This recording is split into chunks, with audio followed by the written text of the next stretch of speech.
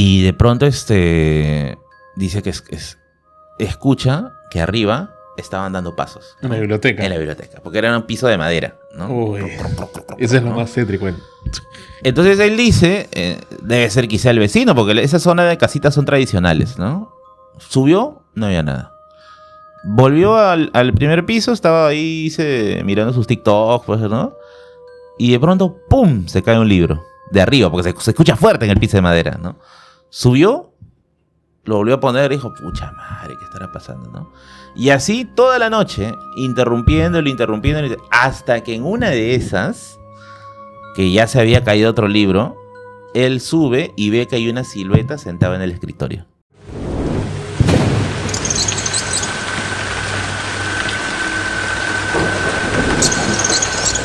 Muy buenas noches y bienvenidos a este ya 7º episodio de Entrevista Paranormal. Buenos días, tardes, noches, si lo estás viendo en diferido.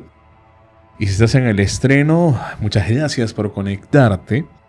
El día de hoy tenemos, gracias a los comentarios en la primera entrevista el año pasado y sobre todo las solicitudes de que regrese, tenemos al gran Merlín de la biblioteca de Merlín Chambi. Gracias, hermano, por darte tiempo de estar aquí. Gracias, en serio. Gracias, amigos y amigas que están aquí conectados con 333 basados en hechos reales. 333. Y acá de nuevo al pie del cañón para conversar de lo que haya que conversar. En serio, porque he visto que tienes amplio público que le encanta lo paranormal.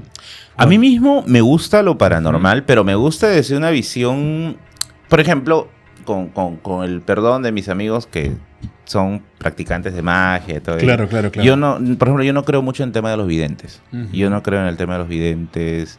Lo demás como un mentalista, algo así. Claro, ¿no? O sea, es como que no. Lo que yo creo es que sí existen situaciones inexplicables que de alguna u otra forma han sido capitalizadas por la sociedad para darle explicación a fenómenos, ¿no? Por ejemplo, los relatos moralizantes del virreinato, en la que, claro, en un mundo prehispánico sí estaba validada el incesto de una u otra forma, o las relaciones endogámicas, y claro, con el relato moralizante de no hagas eso, porque si haces eso te vas a convertir en un demonio llama, aparece pues personaje como la Carcacha. Y claro, es un relato paranormal porque uno encuentra N historias de Carcacha en Ayacucho sobre todo, pero tiene un trasfondo histórico. Ese es mi interés con el tema de... El trasfondo histórico. Sí, porque en Radio Misterio, que son todos los domingos de 8 a 10 de la noche, en Radio Misterio hay un montón de gente que me escribe y me dice, Martín, ¿cuándo haces tu vigilia ovni? Y yo digo, yo no hago vigilia ovni. Primero porque no soy un creyente, no soy un ufólogo, no soy un creyente, y dos, porque mi batería social es bajísima. Otro me dice, Merlín, ¿cuánto cobras por una lectura de cartas? Y ahí sí me amarro las manos, ¿ya? Porque a veces sí hago mi lectura de cartas así, pero así de por chongo, ¿no? Y digo, no, te soy bien franco, no, yo no leo cartas. O sea, si tengo un tarot es porque un amigo me lo regaló, ¿no? Y hacemos un poquito de chongo, pero no es que yo haga eso, ¿no? ¿Te puedes creer que hay gente que hasta me ha ofrecido plata por hacerle regresiones? O sea, piensan que estoy metido dentro de todo ello. Y piensan que eres un iluminado. Claro, no sé, ¿no? Y al final me dicen, quisiera que hagas ese trabajo. Y yo le digo, mira... ¿Cuánto me cobras porque me hagas el trabajo? Una vez me dijeron, quisiera que me hagas una regresión para ver mi vida pasada? Yo no sé hacer regresiones, no sé si existirán, no, la verdad no desconozco ello. Y soy franco, bueno, tranquilamente podría ser una apuesta que sea en un show y llevarme unos dólares, ¿no? Pero no, o sea, no es mi área, ¿no? Mi área va más enfocada a las ciencias sociales como una explicación para ese tipo de fenómenos, ¿no? Ahora, el tema, y he visto que algunos recurren a a una técnica de hipnosis que practican los psiquiatras, ¿no? Con el tema de hipnosis para sanar heridas y todo ese tema. Que toma la psiquiatría. He visto que algunos que afirman hacer estas regresiones de vidas pasadas recurren a entrar, supuestamente inducirte al sueño REM y ahí empezar a hablarte, ¿no? Bueno, en realidad no es muy antigua. O sea, si uno examina, por ejemplo, las técnicas de ayahuasca que hay en las tribus de la selva, o sea, son en estados de conciencia alterados, ¿no? Obviamente. Tienes que consumir algún tipo de psicotrópico, ¿no? Y con eso entras en un estado de conciencia alterado y pues ves cosas que después interpretas, ¿no? En el caso del mundo prehispánico, también, o sea, los relatos que hay, por ejemplo, de chamanes entre comillas, ¿ya? De chamanes entrando en trance para poderse comunicar con la Huaca, con el Apu, ¿no? O sea, también estaban en situaciones de estado de conciencia alterados, ¿no? Y bueno, podríamos decir que es una tradición larga, ¿no? Esto de me perturbo y te digo algo, ¿no? Y el detalle está que cuando estas personas perturbadas, por así decirlo, daban su predicción, ¿tú crees que se cumplía porque la persona se predisponía a...? Yo pienso que hay un elemento muy fuerte de predisposición, ¿ya? De que, claro, te explico, ¿no? Por ejemplo, el caso de los horóscopos, ¿no? Uh-huh. Que los horóscopos, ojo, hablando de los que yo conozco, que son los que salían en el periódico. Claro. O sea, te decían cosas muy generales, que cuando te pasan cosas en el día a día, o sea, son muy amoldables, ¿no? Y dices, oye, eso me dijo tal brujo, ¿no? Ahí, ¿no? Y hay como una suerte también de predisposición del ser humano a buscar firmeza en el azar. De hecho, la religión, entendida pues por los historiadores, se me dio ahorita el nombre de este libro.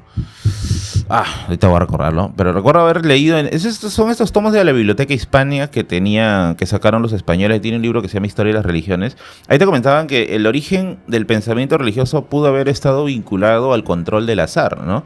Que el hombre, después de la evolución, entra en una etapa en la cual comienza a domesticar la naturaleza y se da cuenta que si meto esa semilla acá, de un tiempo sale un árbol, ¿no? Si le echo agüita, sale un árbol. Si pongo dos animales de diferentes géneros, va a salir otro animal, ¿no? Pero ¿qué sucede? Que lo difícil de controlar eran las contingencias. Puedo tener mi semilla, mi agua, y de ahí sé que va a salir un árbol, pero quién sabe, el otro año viene una plaga, ¿no? Y el otro año viene una inundación, o los animales pueden morir por una enfermedad. Ese es el azar. Y el humano, en el afán de querer controlar el azar, comienza a dar explicaciones. Esto viene por la voluntad de algo más grande, ¿no? Y eso, de alguna forma, es un corolario de lo que vemos acá con el tema de lo esotérico, ¿no? Es una forma de tratar de lidiar con ese azar. Ahora, siéndote bien sincero, por otro lado, también, a mí me han pasado al menos una situación en la cual sí le atinaron, pero escalofriantemente. Es justo ahí. Esa parte sí ya no le encuentro explicación. Mira, no sé si verás mi mano. Yeah. Tiene una raya, una sola raya, sí, ¿no? Y una vez cuando fui a Cajamarca, no sé si le muestra la cámara acá, una sola raya. Porque usualmente la mano es así, con dos rayas, ¿no? Esta es una sola. Cuando fui a Cajamarca, año 2009, ¿eh? Un adivino de esos ambulantes me dijo: te voy a leer la mano gratis a ti, porque sé que tienes algo importante que tienes que saber. Primero me mencionó muchas cosas de mi pasado, pero bien precisas. O sea, no generalidades, ¿no? Bien precisas. A los 10 años fuiste niño. Me dijo algo así: padre militar, madre ama de casa. Así, de golpe. Era sin redes sociales, ¿ah? No había redes sociales. Él estaba en Cajamarca, yo no tengo familia en Cajamarca. Debía ser, en todo caso, una coincidencia gigante. Me mencionó el número de hermanos, que sí los tengo. Y después me dijo: te voy a hablar de tu futuro ahora, ¿no? Y me dijo, bueno, cositas que no puedo revelar por si pasa, pero me dijo en líneas generales: tú tienes una unión entre el corazón, línea del corazón y línea de la cabeza. Significa que vas a vivir de lo que te gusta. Lo que te gusta es lo que te va a dar. Me dijo el término riqueza, aunque no sé si será riqueza como tal, o la riqueza de nuestro corazón, ¿no? No sé, o la riqueza serán los amigos que hicimos en el camino, ¿no? Para las experiencias. Claro. Entonces, y me dijo: vas a ser, vas a ser famoso, me dice. Uy, vas a ser famoso por lo que te apasiona. Y eso era totalmente inconcebible, pues era mi primer año de universidad. Yo ni por acá tenía el interés, pues, de meterme a redes sociales. Ni siquiera se sabía, creo que bien, el concepto de redes sociales.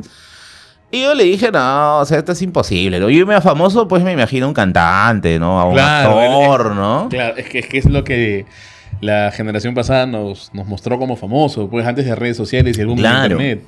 Y no le presté atención, ¿no? Me dijo más cositas, me dijo: vas a tener una vida larga, pero cagaba en enfermedades. Sí, creo que le ha atinado también. Y bueno, al final no le presté atención hasta que empezaron a pasar las cosas. Yo el año pasado fui a Cajamarca, el gobierno regional me invitó para dar una conferencia en la Feria del Libro allá, y fui a buscar al adivino, ¿no? Ya 20 años después, no sé cuánto ha pasado ya, 2009 al 2025, a ver, no sé cuántos años son, no sé trigonometría. Y no estaba. Había otro adivino y le pregunté, me dijo, tal, me dice, sí, él tenía la costumbre de estar en esta parte hasta hace unos años y me dio a entender de que, eso sí no le entendí muy bien, o se había mudado a otro país o ya el COVID se lo había llevado. No sé, no le entendí bien esa parte porque era un adivino medio portugués. Entonces como que su castellano estaba medio masticado, ¿no? Pero eso sí te podría decir en una circunstancia pues totalmente ajena a un control. Porque hoy día, por ejemplo, digamos que este es mi consultorio de Madame Merlini, ¿no? Acá para atender gente. Y viene... Verao, ¿no? Viene Verao, me dice, oye, quiero que me digas mi suerte. Entonces yo, claro, podría ver previamente sus redes sociales, veo que le gusta, que hace, digo, su tesis de Pokémon. ¿A ti te gusta esto? ¿No te gusta? Claro, y con eso ya te induzco a decir, oye, ¿cómo sabe de mí? ¿No? Pero ese 2009 no, o sea, no había. Yo lo mucho que tenía era un hi-fi donde subía screenshots de Rakion. Y sí, con eso no se puede saber más. Por eso sí diría que sí fue extrañísimo, ¿no? Hermano, tengo menos vista que los malditos podcasts y lo has dicho a nivel nacional que hizo su tesis de Pokémon y... ¿Ah, sí? Claro. Carajo, de somos revisión. Y la defendió y obviamente se la rechazaron. Ah, carajo. Ya has hablado mucho, creo. Este es el verdadero basado en hechos reales, ¿no? Sí. No, pero ahora sí, volviendo al tema.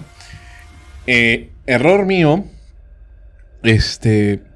Por favor, ¿cómo te seguimos en redes sociales? Ya. La Biblioteca de Merlín en YouTube. Sígueme ahí. También tengo contenido paranormal, pero es para miembros, que es Radio Misterio de 8 a 10 de la noche. La última vez hicimos, dije en tercera persona. La última vez hice acerca del tesoro de Pachacama de Catalina Huanca. Las vistas reventaron. Lo que conversamos justo también casi al final de la entrevista pasada. Sí. Y las vistas reventaron. La verdad es que la gente se quedó muy satisfecha. Me mensajearon Merlín, me encantó. Yo considero que fue uno de mis mejores streams.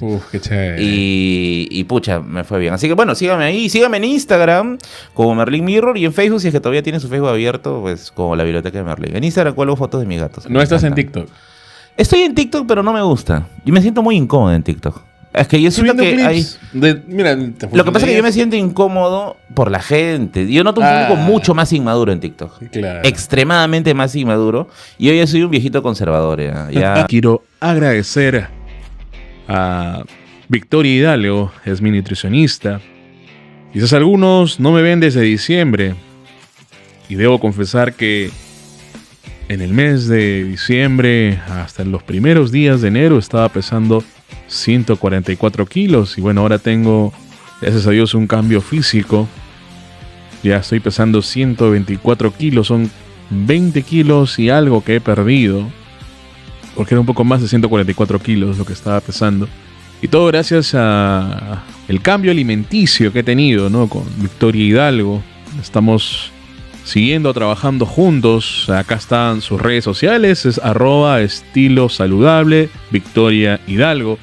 Ella es pues nutricionista profesional y también coach, ¿no? Ella me va a estar ya cuando llegue a los 100 kilos, Dios mediante, de repente en abril voy a estar empezando en el gimnasio, ¿no? Y es un cambio que contribuye con una mejoría de mi salud y agradezco a Dios y a Victoria por el apoyo, ¿no? Ya no doy más, hija. Claro. Yo todavía estoy en la era de YouTube, de los viejos creadores de contenido que todavía suben videos largos, ¿no? Sí. Pero bueno, es lo que hay. Los pioneros, mejor dicho. No soy pionero, pero al menos sí inspirado en los pioneros, ¿no? Claro. Sí. Sí, eso es cierto. Y bueno, ya que has tocado el tema, porque justo también sobre eso quería que profundicemos, porque la vez pasada lo tocamos a grosso modo y contaste una experiencia como de una persona que estaba corriendo hacia y vio un animal. ¿Ya? Ya estabas justo ahí en Pachacama. Sí, en Pachacama. Sí. Así que vamos a empezar a entrar en el tema de las preguntas que te quería hacer. A ver, dale. Primero quería que profundicemos en el tema de los gentiles. Ajá. Debo hacer una acotación. La semana pasada tuve a una vidente que ha trabajado en televisión, en radio, ¿no? La gran Milagros Albarracín, que es una de las más precisas que he conocido, ¿no? Sobre cómo es su modo de trabajo, ¿no? El don que ella tiene. Y habla de que hay brujos que trabajan aún con gentiles, ¿no? Ujú. Con los gentiles de las huacas, los gentiles también mencionó bueno, en general es huacas, Ujú. ¿no? Y quería saber más o menos cuál era tu conocimiento sobre el tema. A ver, primero es que hay muy pocos autores desde las ciencias sociales que han estudiado al gentil como fenómeno. Porque recopilaciones de historias gentiles hay. Está Fernando Fuensalida, que tiene un estudio sobre gentiles. Bueno, lo pueden encontrar en PDF, Fernando Fuensalida, Gentiles, es un estudio sobre los gentiles. Está el primero de todos, que es Juan Anción, que tiene un libro llamado Desde el Rincón de los Muertos, que estudia el fenómeno gentilar desde Ayacucho. Está uno de mis favoritos, que es Dioses, Encantos y Gentiles, de Pedro Narváez, que lo sacó la División Concentrada de Cultura de Lambayeque, con el Ministerio de Cultura. Y el último, aunque es un poquito general, que es el de Luis Millones, ¿no? Que ha sacado hace poquito nada más con la Universidad César Vallejo un libro sobre oráculos gentiles, ¿no? Y otras cosas. Yo he leído todos los artículos sobre gentiles publicados hasta la fecha. Y las conclusiones que puedo sacar son los siguientes. Primero, que en todo el Perú hay historias sobre gentiles, pero no en todo el Perú son iguales. Ojo, ¿por qué? Porque me acuerdo una vez haber hecho en Radio Misterio 2 especiales de gentiles, y en el segundo yo empecé a contar la variante de gentilar de Ayacucho. Y un tío empezó a decir, ese no sabe nada de gentiles, que el gentil es otra cosa. Pero claro, el señor estaba con la versión del sur. Entonces, lo que yo siempre digo es que en ese tipo de fenómenos no es como un canon que está en todo el Perú, ¿no? La jarjacha de un lado no es la misma que la del otro, no tiene el mismo comportamiento. La cabeza volar a un lado no tiene el mismo comportamiento. Con los gentiles pasa lo mismo. Con su origen, con respecto a su origen, sí es un poquito más preciso, y es que se basa en la idea de que en algún momento, en alguna época del pasado más remoto de nuestro continente, porque el fenómeno gentilar no está solamente asociado a Perú. Tengo entendido que hay más países que le denominan de otra forma. Los abuelos y cosas así, ¿no?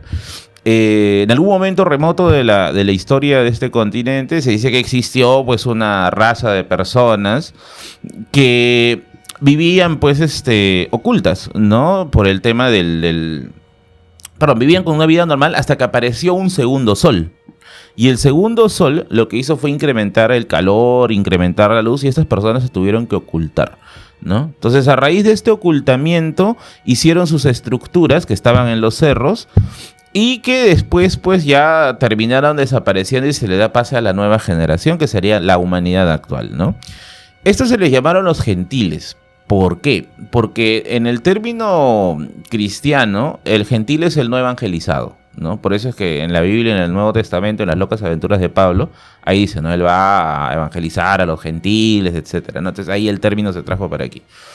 El gentil, entonces, si lo vemos de esa forma mítica, es esa primera humanidad.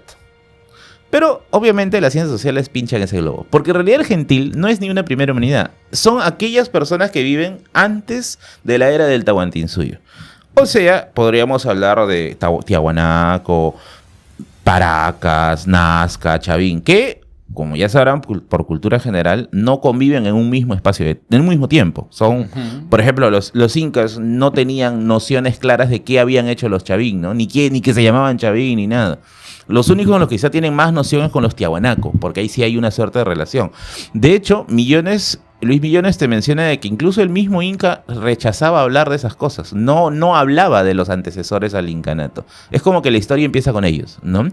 Y ahí es donde aparece esta idea, ¿no? A raíz de ese pasado lejano, que hasta el día de hoy se mantiene en las regiones, ¿eh? Te dicen, oye, ese cerro no vayas, ahí está un gentil, ¿no?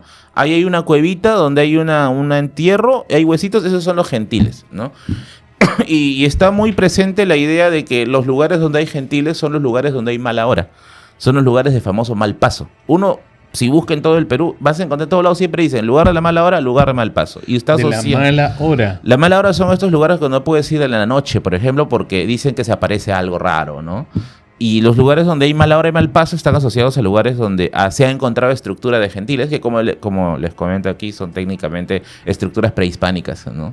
Solamente que se le ha dado esa semántica de místico, ¿no? Del abuelo que está todavía ahí, que no lo puedes molestar, ¿no?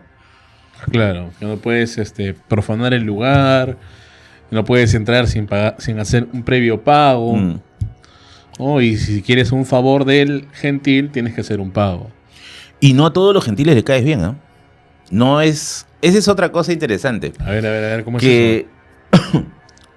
En las crónicas se menciona algunas cositas con respecto a cómo se relacionaban los incas con sus antepasados, ¿no?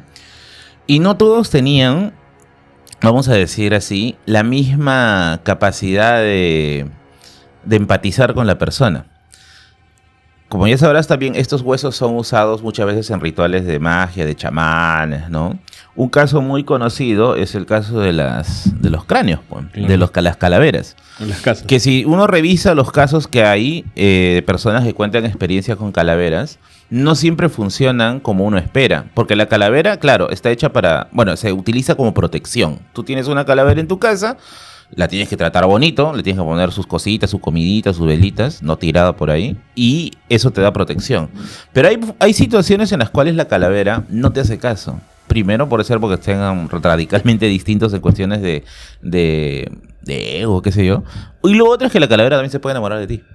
Hay historias de eso. De mujeres que reportaban de que tenían una calavera en la casa porque el abuelo lo dejó, etcétera, o porque lo trajo tal persona, ¿no? Y la chica, por ejemplo, no podía llevar a su enamorado a la casa porque el enamorado se sentía mal cuando entraba, se sentía intimidado, le dolía la cabeza, ¿no?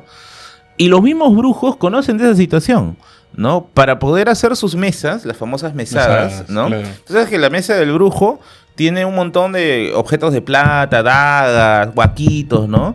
Lo que yo había checado es que, por ejemplo, digamos que esto es pásame el cráneo, por favor. Sí. Digamos que esto se ha encontrado, una huaca, ya, un ídolo. Lo tengo de acá. Hasta donde yo más o menos había checado, el brujo lo que hace es canaliza algo de aquí, algo mágico, porque la huaca es una divinidad. Y todas las divinidades tienen habilidades distintas. Algunos son de curación, otros son de fortuna, etcétera, ¿no? Canalizo la habilidad ahora acá y se la doy al cliente que estoy, ¿no? La aplico en el cliente. Pero cuando esta cosa se hace más potente, cuando tengo dos huacas. Pero ahí viene el problema. Puede ser que estos dos sean rivales, sean enemigos. Yeah. Y ahí empieza el conflicto. Entonces, los brujos que han logrado, por ejemplo, tener 4, 5, 6 huacas en una sola mesa o ídolos en una sola mesa, ya esos son pues pro de pros, porque han sabido encontrar el equilibrio en todos estos y la habilidad se potencia, ¿no? Y bueno, cabe resaltar que el huaqueo es ilegal, amigos, por favor. Todo lo que estoy diciendo es en un plano totalmente ilegal. Sí, pero esa es más o menos la estructura sobre cómo se juega con ese tipo de cosas, ¿no? Claro. Wow, o sea, me estás diciendo... Ya, al hablar de huacos no necesariamente estamos hablando de cráneos, estamos hablando de enseres que han sido encontrados dentro de la huaca. Claro, porque ruinas. Se supone que a lo largo de todo el Perú, o sea, uno está acostumbrado a veces por estructura escolar de pensar que dioses andinos son solamente Inti, el sol, el ¿no? Que conocemos. Y Yapa, Huiracocha. Pero en realidad las divinidades andinas son miles, porque hay dioses menores, huacas, pequeñas, otras más o menos grandes, y hay dioses pequeñitos, que son las conopas, que son dioses que pues, su jurisdicción puede ser hasta una sola familia. Entonces, el panteón es gigantesco. En el proceso de evangelización de fines del siglo XVI, se sacan todas estos huacas, algunos se destruyen en el mismo lugar y otros se llevan acá a la Plaza Mayor para hacer rituales de exorcismo, y luego se destruyen, ¿no? Entonces, eso cuando sucede, hay mucha gente que esconde sus ídolos por el temor a la destrucción y que estos son después encontrados muchos años más tarde o por arqueólogos o por huaqueros. Y en el caso de huaqueros son comprados pues por los brujos, que requieren algún tipo de ayuda de este ser místico, ¿no? Y que incluso hasta hay palabras de reactivación de la huaca. Guamán Poma tiene en su crónica las palabras que tú tienes que decir para reactivar una huaca que ya está dormida. Él lo menciona allí. ¿Quieren saber las palabras? Suscríbanse a Radio Misterio. 15 soles. Estaba por mencionar las palabras como el juramento de la linterna verde para activarla. Para recargar el anillo. No, sí. En la hora más oscura. Así va diciendo para reactivar. ¡Hala! O sea, hay todo un proceso. Mira, yo te contaré una locura. Antes que se me vaya la idea. Sí. ¿Esas palabras son para todas las huacas o para algunas en específico? En general, él dice que son para todas. Porque es como un proceso de... Es como una especie de proceso de... No de oración, pero una suerte de expresión para que la huaca te responda, ¿no? Y justo quería ir en esa línea. Una vez hice un especial sobre huacas en Radio Misterio. Uh-huh. Y un señor de Estados Unidos, creo que era, me dijo, necesito las palabras, me dice. Necesito las palabras. Y yo estaba fuera de mi casa, no le había podido responder ni nada. Y me dice, te he depositado tu PayPal, me dice. Y yo, ¿qué? ¿No? Y yo reviso mi PayPal y me había depositado unos $, ahí. Y yo dije, ay, carajo. 4 cifras, 3 cifras. 3 cifras. 3 cifras. Pero 3 cifras modestas, ¿ya? Ay. Entonces, no, pero mi chamba era solamente tomar una foto y enviársela nomás. Y me dijo, necesito urgente eso. Y yo no le hice más preguntas. Bueno, finalmente está en un libro que es la Crónica Huamampoma, ¿no? Claro. Y le encontré, se las mandé y qué habrá hecho con eso no tengo ni la menor idea, ¿ya? Pero estaba como que necesito urgente, ¿no? ¿No será DeSantis y ahora es gobernador de California? No sé, no sé. Wow. Sí, no, es un mundo bien chévere. El mundo de la religiosidad prehispánica es bien bacán. A mí me ha gustado mucho con el tiempo. Me ha llegado a apasionar muchísimo. Porque finalmente todas las estructuras religiosas, si uno le quita el fanatismo de costado, son interesantes, ¿no? Sí. Por ejemplo, el catolicismo con su arte es bellísimo, ¿no? La forma en cómo conciben las iglesias. O sea, por ejemplo, si uno examina una iglesia protestante y una iglesia católica, tú vas a notar una diferencia abismal. La iglesia protestante es una casa, mientras que la iglesia católica es toda una estructura, una arquitectura estética muy fuerte, y eso tiene un trasfondo histórico, ¿no? Yo siempre digo, el problema de las grandes religiones son sus partidarios, ¿no? Que lo vuelven fanático todo y finalmente no deja apreciar quizás esos detalles, ¿no? Como la que espero conocer un día es la Catedral de la Sagrada Familia. Uy, es hermosa. Sí. Esa que parece un árbol viejo, ¿no? A mí me da la impresión de un tronco así que está en... La versión limeña es la iglesia de San José, Jesús María. Sí, le he visto. Por ahí estaba, creo, la presa San Marcos. Por ahí, sí. Antes estaba la presa San Marcos, sí. Ahí mi viejito al costado, en la calle que está al costado, jugaba ajedrez y daba. Mi viejo era un capo, en paz descanse. Y apostaba con los dueños de las tiendas, porque él también tenía su tienda. Se juntaban en esa calle y se ponían a jugar damas o ajedrez. Y ahí jugaban creo que a 20 soles la partida, una vaina así. Ah, bacán. Y venía a comprar. ¿Tú sabes jugar ajedrez? Me enseñó, pero yo me olvidé. Yo solo sé cómo se mueven las piezas. Nunca he aprendido a hacer jugadas. Era en la base, demoraba horas. No, sí, me imagino. Jugando. Wow, o sea, es muy profundo este tema. Y ahora, el tema de cómo te responden estos ídolos, cómo es que hablan. Hay registros, o sea, hay personas que han dicho yo he hecho esto y me habló, o sea, en primera persona. Hay crónicas en las que te dicen de ciertos ídolos que hablaban, ¿no? Por ejemplo, Pachacama dice que sí contestaba, pero le respondía al sacerdote, ¿no? El más hablador era el Rímac, el oráculo del Rímac, que probablemente estuvo en lo que hoy en día es la Plaza Italia, donde está Raimondi, ¿no? Ahí en el centro, frente a Santa Ana. Está el caso...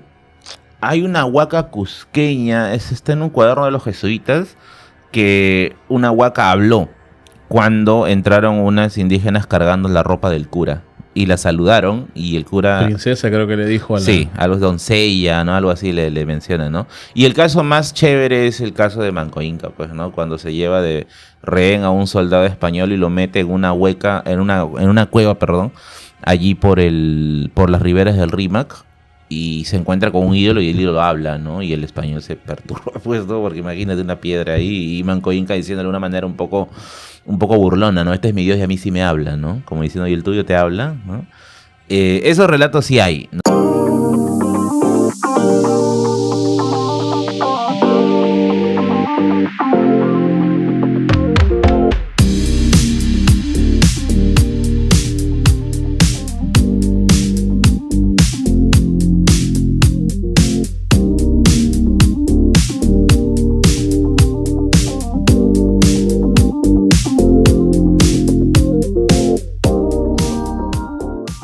Después hay gente que sí, o sea, sí comenta de que ha tenido algún tipo de vinculación con alguna huaca, ¿no? Sobre todo estas historias hay en huaqueros.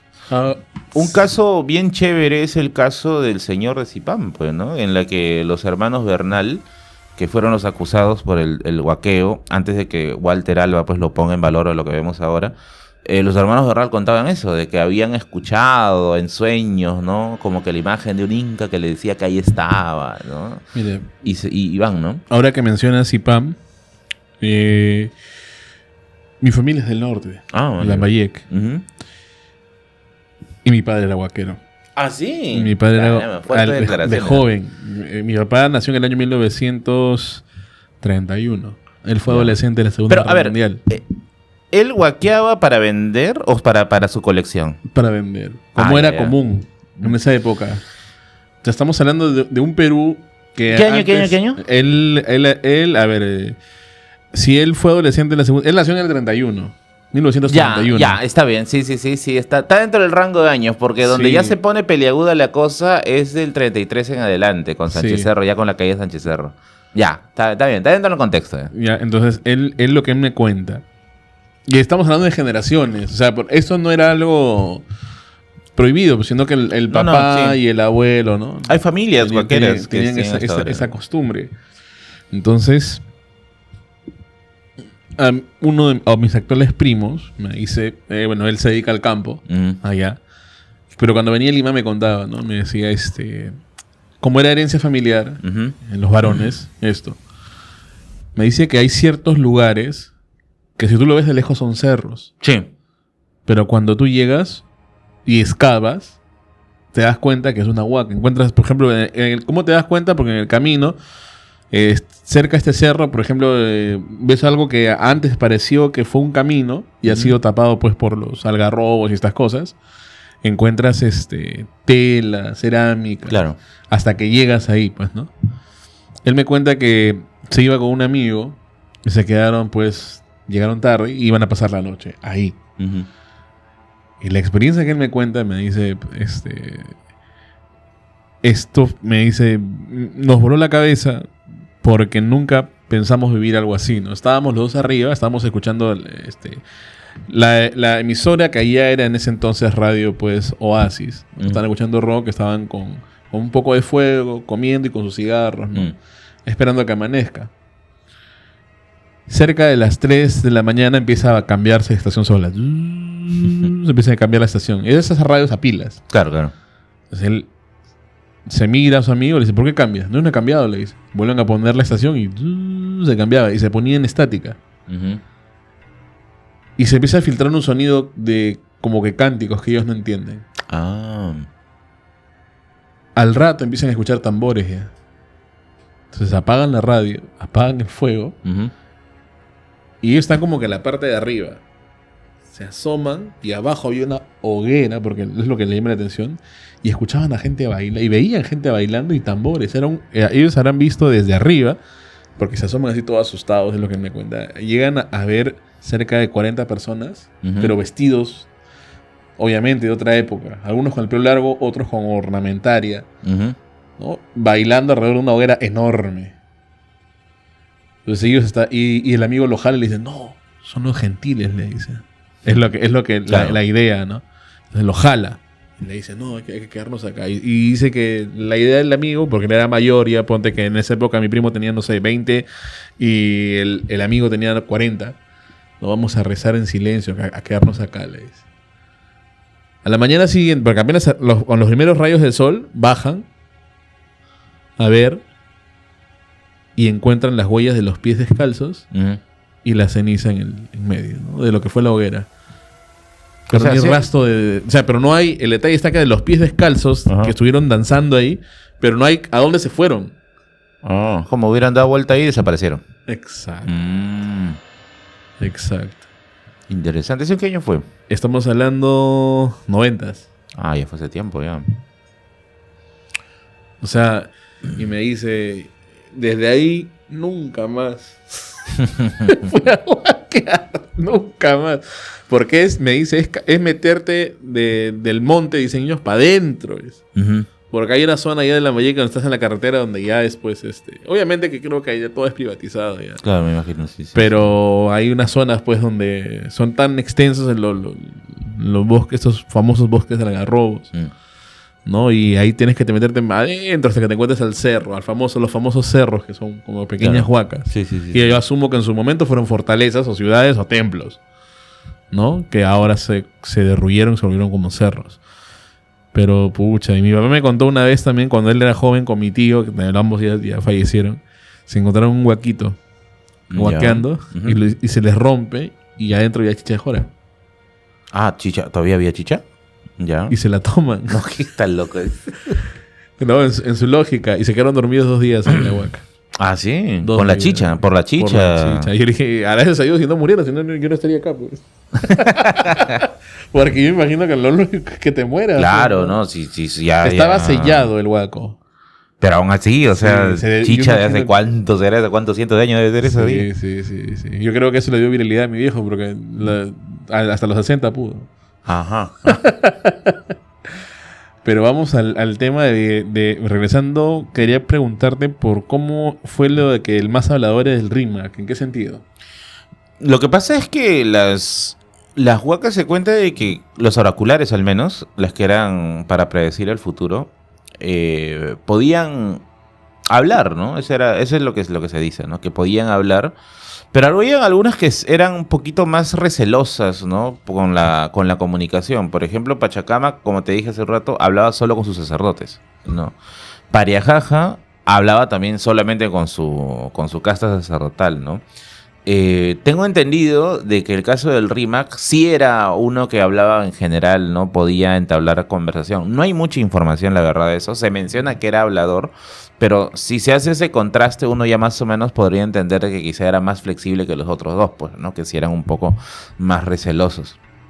Ahora, el hecho de que hablen tampoco los hacía infalibles, ¿eh? Un caso de un oráculo que falló, pero como escopeta de feria, fue el caso de Pachacamac. Pachacamac, Atahualpa le tenía una broncaza, pero una broncaza tremenda, ¿no? Primero porque por culpa de Pachacamac se murió su papá, se murió Huayna Cápac. Huayna Cápac que estaba muy probablemente enfermo de viruela, por las enfermedades que empiezan a traer los europeos a América. Y cuando él pues se lo lleva a su papá a Huayna Cápac, a Pachacamac, el ídolo le dice por medio de los sacerdotes, ¿no? Que Pachacamac ha hablado y ahora tienes que sacar a tu papá a que tome aire fresco, porque con aire fresco se va a recuperar. Y el Inca dijo, qué raro, pues, ¿no? O sea, está enfermo, ¿no? Porque lo sacaría, pero bueno, por algo lo dice, ¿no? Lo sacó y se murió. Esa es una. Y dos, que es ya cuando fue la guerra entre Huáscar y Atahualpa, el oráculo predijo que iba a ganar Huáscar, ¿no? Que tampoco le gustó. Y Atahualpa tenía muy mala reacción con las huacas cuando no le eran beneficiosas. Un caso muy conocido es el caso de Huamachuco, en Catequil, en la que básicamente él se vengó del oráculo de Catequil, metiéndole un hachazo en la cabeza al sacerdote y mandando a destruir el ídolo de piedra de Catequil. Pues no tenemos ídolo hasta ahorita de Catequil. Y eso, ¿no? O sea, si lo vemos de alguna forma más lógica, no racional, las huacas de alguna u otra forma también obedecían a un poder político. Estaban dentro de un sistema político, ¿no? En el cual si te daba un favor, tú eras como que, el bendecido por tal, ¿no? El que está con el favor de los dioses, ¿no? Bueno, hoy en día, sin ir muy lejos, también es muy parecido, ¿no? Por algo tenemos mucha gente que utiliza medios religiosos para validar ideas, validar costumbres, ¿no? Los nombres solo han cambiado. Los nombres solo han cambiado y los dioses solo se han puesto más blancos nomás, ¿no? Sí, me parece fascinante ese tema porque el hecho de que algo inerte te hable, ¿no? O sea, ahora, viendo desde un punto de vista... Pero también, si lo vemos desde otro punto más pinchaglobos... Ya, ajá, a eso iba. Ya. Marco Curátola tiene un artículo que se llama... Marco Curátola es un arqueólogo de la Católica, ¿ya? Tiene un artículo que se llama La voz de la huaca. Ya. Y en ese artículo, que lo he citado varias veces en el canal, ahí te pincha el globo de todo eso, pues, porque te dice que en realidad estas huacas tenían sistemas de ductos por donde entraba el aire o el agua. Y eso generaba los sonidos, porque, claro, el sacerdote te dice lo que la huaca le ha dicho, ¿no? Entonces, interpretaba. un intérprete, Nunca ¿no? hablaba en el idioma. No. A menos que si contáramos los casos, pues, de la gente que cuenta que sí ha tenido contacto, ¿no? Pero al menos los principales, Pachacamac, por ejemplo, se sabe que tenía un sistema de ductos por los cuales había una especie de, vamos a llamar entre comillas, tubo por donde escuchaba el sacerdote y luego decía, oye, ha hablado, ¿no? Chavín de Huántar también, el complejo, si uno ha ido a visitarlo, también tiene ahí un sistema de ductos de aire que también genera, vamos a decir, entre comillas, voces, ¿no? En el caso del Taqui Onjoy, que fue a la respuesta de algunos sectores de los indígenas a la evangelización, una respuesta de rebeldía, también se comenta algo así, ¿no? De que la única forma de escuchar la voz de los dioses era en estados de alteración, ¿no? Entonces, ahí ya como que la cosa empieza a aterrizar, ¿no? Empieza como que a pisar suelo. Wow. Y bueno, me quedan más preguntas, pero me están diciendo que se me está acabando el tiempo. Creo que es en represalia haber mencionado algo. No, es broma. La cara con la que me vi. Hoy día, como nunca está participando la gente detrás y espero que les guste la participación de... A ver. Sobre las historias paranormales que han llegado a tu cuenta, los relatos. Varios. Me compartiste 2 que me volaron la cabeza la vez pasada. Una de los chicos que se quedaron en el pueblo fantasma. Esa sí, muy buena. ¿Qué otras similares te han llegado? A ver, por ejemplo, el caso de una chica que contaba de que en su casa penaban y que siempre se veía como que había alguien muy, muy molesto que estaba con ellos en esa casa, ¿no? Entonces el padre, creo, de ella, ¿no? Manda a llamar a un chamán para que averigüe qué sucede. Y el chamán, pues, entra y revisa y dice, oye, acá hay tapado, le dice. Hay un tapado enorme, ¿no? Hay un tapado enorme. Tapado es un tesoro, claro. Un gran tesoro para la gente, para que comprendan ahí. Y le dice, ya, vamos a hacer. Y empieza a usar sus técnicas, ¿no? Y detecta que está en un cuarto, en una habitación en específico, ¿no? Y le dice, tu padre y yo, vamos a excavar acá. Vamos a hacer todo lo necesario para que podamos recuperar. Tú no te asomes, le dice. No te acerques, no mires, ¿no? Porque si tú vas a mirar, todo va a ser por las puras. El punto es que para no ser muy largo, porque ahí pasaron más cositas, ¿no? La chica empezó a escuchar como ruidos, espero que sean ruidos, ¿no? Escuchó ruidos, ¿no? De que estaban excavando, había unos cánticos, creo que así recuerdo. Y la chica no aguantó más y miró. No, miró. Y el chamán pues se dio cuenta pues que había mirado y se paró y se fue. Porque le dijo, ya no tiene sentido que sigamos porque ella ha mirado y ya esto es lo que le llaman el oro móvil, el oro vivo, ¿no? Esto se ha ido de otro lado, ya no está acá, ya no se encuentra acá, ¿no? Y será cierto, supongo, porque la chica después que me cuenta el caso, ¿no? Me dice que la cosa esa que estaba molestando ya no volvió a molestar. Ya como que ya cumplió su tiempo y se fue. Ya, esa es una. Y la otra... esa sí me encanta, es la de Ayacucho. Es la de Ayacucho. Esta me la cuenta un librero. Uy, ¿uno bueno? ¿Tú sabes que los libreros, a quienes les tengo mucho aprecio, a la gran mayoría de ellos, a otra pequeña mayoría, ¿no? Son muy metiches, hermano. ¿Ya? ¿Por qué? Porque, claro... una anécdota que cuentan. Ahí te van a entender por qué te voy a contar estas pequeñas anécdotas, ¿ya? Había un intelectual, un escritor que vivía en Miraflores y que ya estaba pues ya a punto de morir, ¿no? Ya le quedaba poco tiempo y vivía con su esposa y un librero se enteró de eso y él tenía una biblioteca inmensa, pues, ¿no? El hombre ya que se iba a estirar la pata ahí y todos los días iba y le dejaba debajo de su puerta una tarjetita. Pero no estaba dirigida a él, estaba dirigida a su esposa. Para que, en caso quieras vender la biblioteca, acá está mi contacto.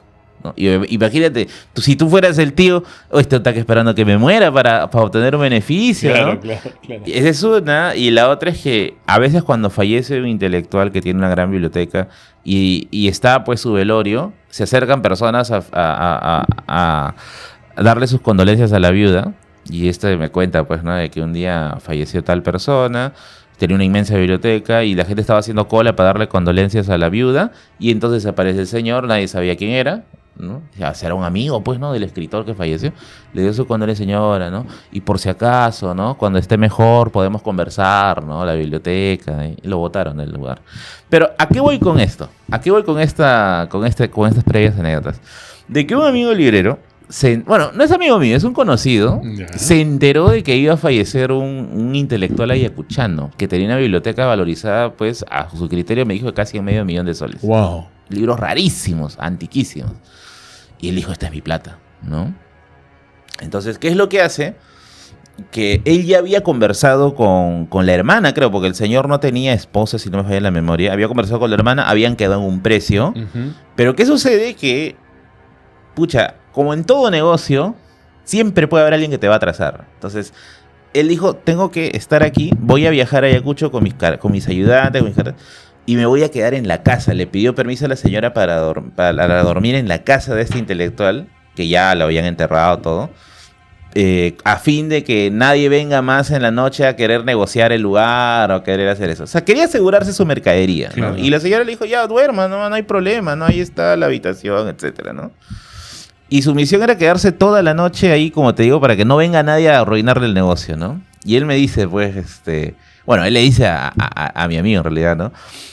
Yo estaba en la sala, cagándome de miedo, porque la casa era una casa de 2 pisos, y la biblioteca estaba en el segundo piso, inmensa, y en el primer piso estaba la sala, la cocina, todo, ¿no?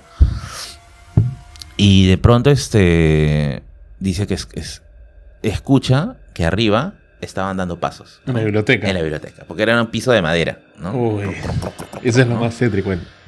Entonces él dice, debe ser quizá el vecino, porque esa zona de casitas son tradicionales, ¿no? Subió, no había nada.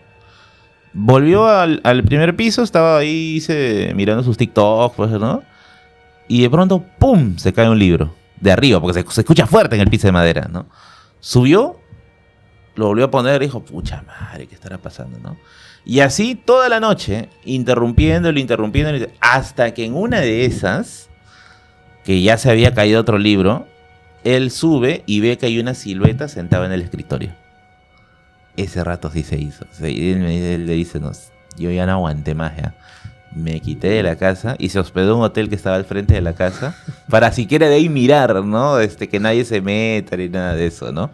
A la mañana siguiente, cuando viene la hermana del señor fallecido, le dice, o sea, sube al escritor, o sea, entran juntos a la biblioteca ya para empezar a bajar los libros y todo eso. Y descubre que en la mesa estaba un ejemplar, no me acuerdo qué libro era, supongamos que era Moby Dick, ¿eh? Y le dice, uy, maestro, ¿cómo usted sabía que este era el libro favorito de mi hermano? Le dice, ¿no? Que estaba en la mesa, porque la señora había pensado que quizá él estaba leyendo algo, ¿no? Y él le dice, no, yo no he sacado ningún libro, le dice, no, todo está ahí, ¿no? Y resulta que parece que esa silueta estaba, pues, por última vez revisando sus libros, ¿no? Mirando ahí.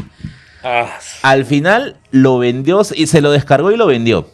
Yeah. Pero si me haces caso, hay muchas historias fantásticas de libreros que compran así bibliotecas porque están, pues, vamos a decir así, cargadas, pues, ¿no? Obviamente, por el dueño anterior que ha pasado toda su vida comprando libros y que ahora, pues, lo rematan en Quilca, en Camaná, en Amazonas, ¿no? Wow, entonces voy a darme una vuelta por ahí. Los libreros tienen buenas historias. Si me encuentro algo.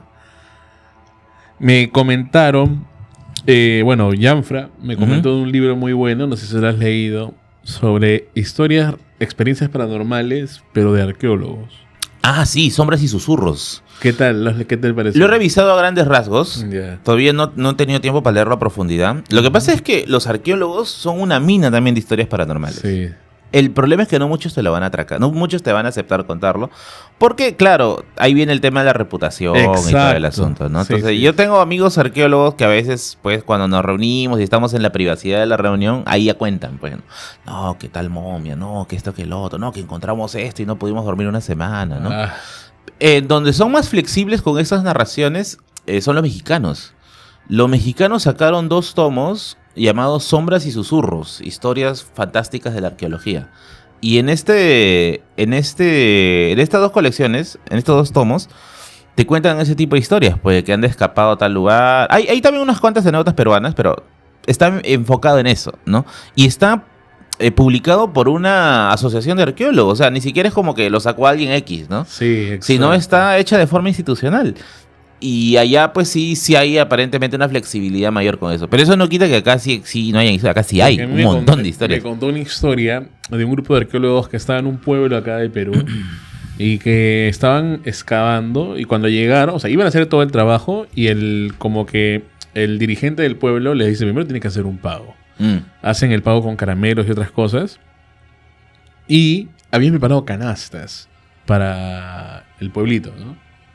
Entonces, están haciendo todo esto, entregan las canastas al pueblo y cuando está regresando a la carpa, se le acerca un anciano y le dice: joven, muchas gracias por venir, que por ayudar al pueblo. Y lo vi un ancianito que tenía como que un cinto acá. Y de acá saca unos caramelos y dice: tenga, le dice.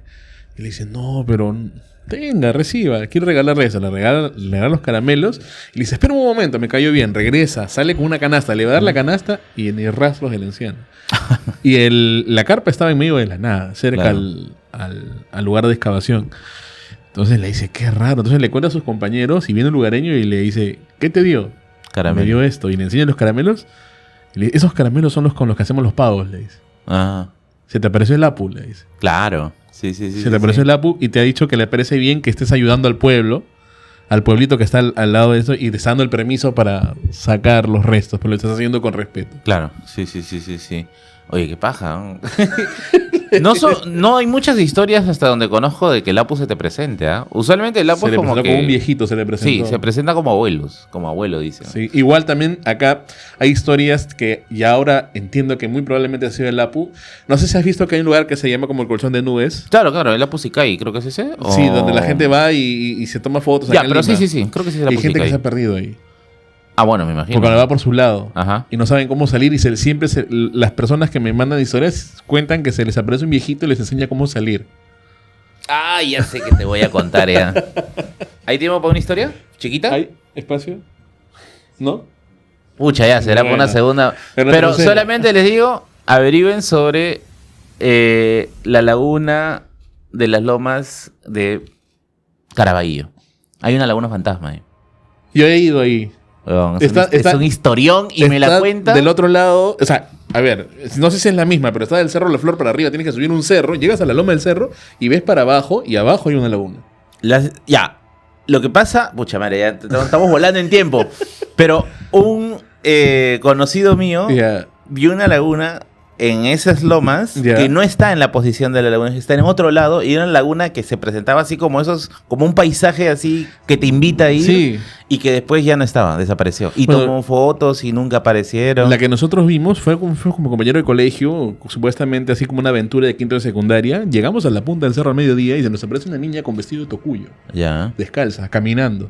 Una compañera dice: ¡una niña! Cuando dijo eso, todos nos asustamos y salimos corriendo. Pero eso fue después de que nos asomamos del otro lado. Del otro lado vimos, estamos hablando de 15 adolescentes, del otro lado vimos esa laguna, porque todos decían que había una laguna debajo de ese cerro. Ajá. Es un cerro grandazo en Caraballo. Sí. Y efectivamente se veía la laguna y árboles alrededor. Ajá. Pero tenías que bajar y era todo el tramo para abajo.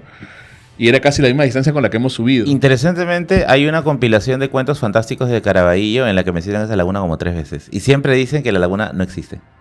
Es una historia. Espero que puedan dormir después de todo lo que hemos conversado el día de hoy. No olviden seguirlo como La Biblioteca de Merlín en YouTube. Muchas gracias y muy buenas noches.